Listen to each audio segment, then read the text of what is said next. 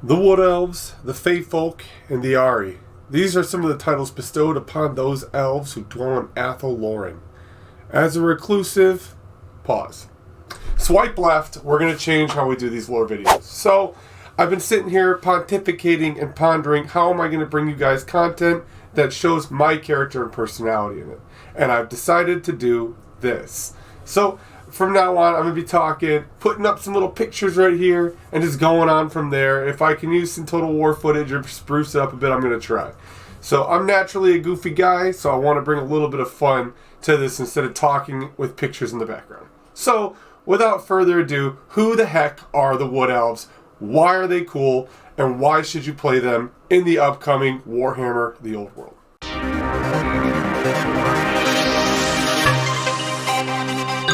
So, we all get an idea of the Wood Elves, we get the trope, we've all seen Lord of the Rings, which is pretty much where a good amount of the stuff kind of comes from a little bit, with its own twist or dialed up to like the nth degree, right? So, these Wood Elves are kind of no different. However, they have a different origin story. So, as it goes, once upon a time, there was the Old World. Before elves, before anything, there was the forest.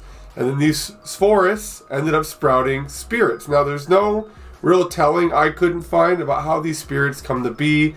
It said maybe the elven gods bestowed upon them. There's a bunch of different theories, but nothing really concrete, and they're not even sure if the old ones even made them. Now, as we go on into the Great Cataclysm here, we see the old one's polar gateway start to explode. We've covered this in other videos, and then chaos erupts forward, warpstone comes flying around everywhere, and then all this stuff is happening. And then we start getting the beginning of the Great Catastrophe, right? So a lot of the beginning races, Warriors of Chaos, obviously Demons of Chaos, High Elves, Wood Elves, Dark Elves, a lot of those factions really suffered, the Lizardmen, from the Great Catastrophe. So that's when kind of chaos came and they started just wrecking fools and just going to war and ripping people apart. So it's during this time when Anarion is up there rallying the elves, holding out these big invasions of demons, fighting them off, kicking their butt, getting their butt kicked, using all these magic abilities that the old ones had taught them because they were lucky enough to learn from them personally. So all this stuff is going on. Then you change lens, boom, to where the Great Forest is. And now the Great Forest, you have a tree spirit, Durthu. Now Durthu is a very old spirit, and they're kind of not really getting messed with a whole lot by the Chaos Incursion. Now, one might ask why. All I could find was it said something about the demons of chaos, seeing that they're similar in nature, the spirits of the forest and them. And the demons don't really want to take on that fight right away. They kind of want to go for the easy pickings, which right now is the elves and the lizardmen. So they're busy taking that. But it would not last forever. Eventually, the character we talked about before, Anarion, he meets a gal called the Ever Queen. Her name is Estrella. I am going to butcher it. I'm sorry. And they go on to have two kids, a boy and a girl. He goes back, and Anarion goes back to fight the Chaos Incursion and keep kicking butt. Estrella ends up going back to Athel Loren. So she's going there, and now chaos is hitting the Great Forest, Athel Loren. It's really hitting him ham.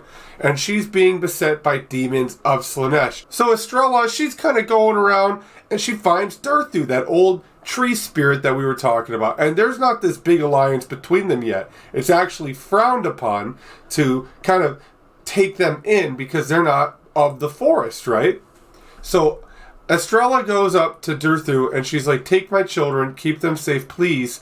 I'm begging you. My children don't have any hope, and if my daughter dies, then all elf kind will dwindle and die with her because it'll be the end of my reign.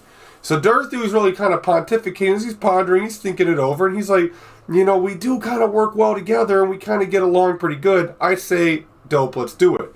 So he takes those kids and he's kind of booking it back to the Great Forest, and it said Estrella goes on to meet her fate with that demon of Slaanesh, and it probably wasn't very good. Now, Durthu is met with a lot of flack for bringing these people in, and when he took Estrella's kids in, it wasn't for free. He wasn't just doing charity.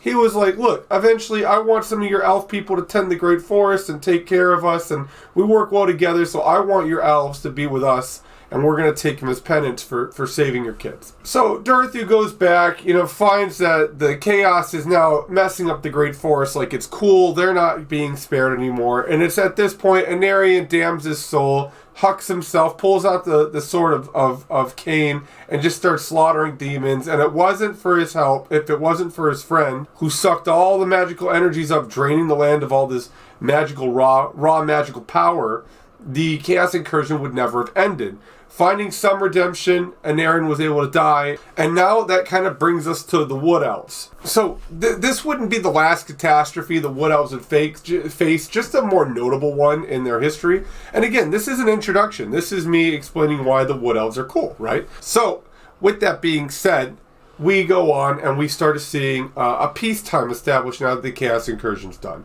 Elves are rebuilding, they're colonizing, they're going out, and they're all at this point unified. They have not split apart in their civil war yet. And now elves are going back, they're going back to Athelloren, going back to these areas, being reintroduced to the surroundings, and then bam! Dark elves, high elves break out in the massive civil war. They're killing each other, and who pays the price for it? The colonist elves that were left behind. And they eventually start wandering into the forest and redeveloping that relationship with the tree people to where you see what we got today, right? The Wood Elves. Elves in the woods. How is their humor? The elves of Athelloren do not have the best sense of humor. So they are a little bit arrogant, pretentious, and very overweening and protective of their borders. They will at times make notable allies with the Empire, Bretonia, only if they're really going against greenskins, beastmen, some chaos weirdo in the woods doing weird things, summoning stuff. But for the most part, if those people get lost or start chopping down trees, they're just as much game as anyone else on the planet. So the Wood Elves tend to only really care about Wood Elves, and then on top of it, they're not just one sub-faction. There's a bunch of different sub-factions broken apart throughout the Wood Elves army. And that's where you, the general, get to decide what faction you're going to be, how you're going to run them, and what list you're going to build. Now, I'm going to get into that this Friday where we're going to talk about the Wood Elves army breakdown. I hope you enjoyed this form of lore a bit better. The other stuff was just kind of dry. It wasn't really me. And now that I'm kind of understanding things, I kind of want to put more of my touch on it. I want to say thank you all very much for your time, and I hope that you're having a wonderful week and good weekend, and you take care.